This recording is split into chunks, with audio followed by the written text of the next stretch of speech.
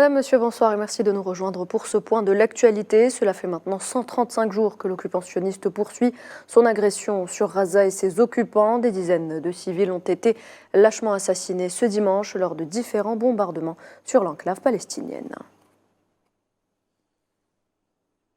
Et durant les dernières 24 heures, 127 personnes ont été tuées, alourdissant une fois de plus le bilan de l'agression génocidaire sur Gaza. Selon le ministère palestinien de la Santé, 28 985 Palestiniens sont tombés en martyrs et 68 883 ont été blessés depuis le début de l'agression le 7 octobre dernier. Plusieurs Palestiniens se sont regroupés dans la cour de la morgue de l'hôpital Al-Najjar dans la ville de Rafah pour se recueillir devant les dépouilles de leurs proches assassinés par les soldats sionistes. Les perspectives de cessez-le-feu s'éloignent, les États-Unis menaçant de bloquer une nouvelle fois un projet de résolution au Conseil de sécurité des Nations Unies, les négociateurs qataris faisant part de leur pessimisme quant à la possibilité d'une trêve. Les Palestiniens ont tout perdu, on va le voir à l'écran à l'instant. Ils sont en train de constater les dégâts occasionnés par les bombardements qui ont ciblé leur maison ce dimanche.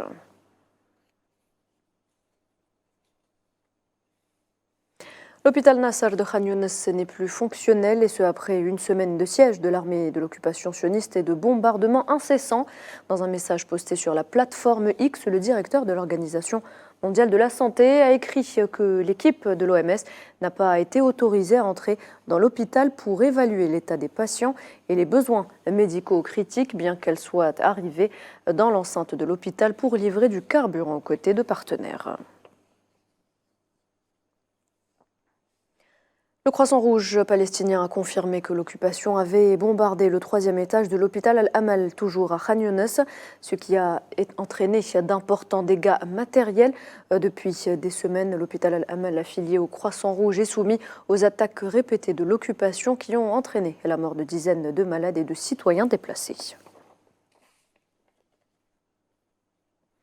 Et pendant ce temps, les brigades Al-Quds causent d'énormes pertes et de dégâts à l'ennemi sioniste, comme on peut le voir sur ces images.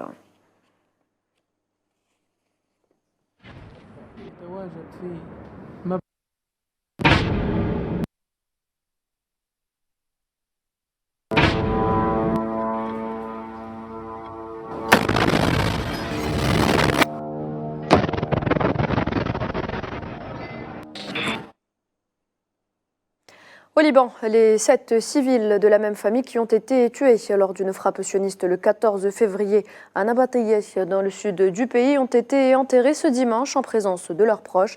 Les échanges de tirs sont quasi quotidiens à la frontière entre l'armée sioniste et le Hezbollah.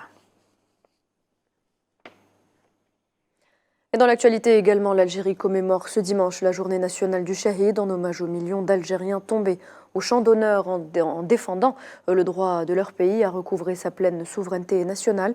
L'objectif de cette commémoration est de préserver et de renforcer les fondements de l'unité nationale. C'est cette date qui a été donc choisie par nos compatriotes résidant à l'étranger pour célébrer cette journée emblématique. C'est notamment le cas à Montréal, à Paris, à Marseille, à Londres ou encore à Barcelone, où réside un nombre important d'Algériens. Le chef de la diplomatie algérienne, Ahmed Attaf, a pris part ce dimanche à Addis Abeba à une réunion interministérielle du groupe des États africains membres du Conseil de sécurité de l'ONU, A3, qui regroupe actuellement l'Algérie, la Sierra Leone et le Mozambique, et ce en marge de la 37e session ordinaire de la conférence des chefs d'État et de gouvernement de l'Union africaine.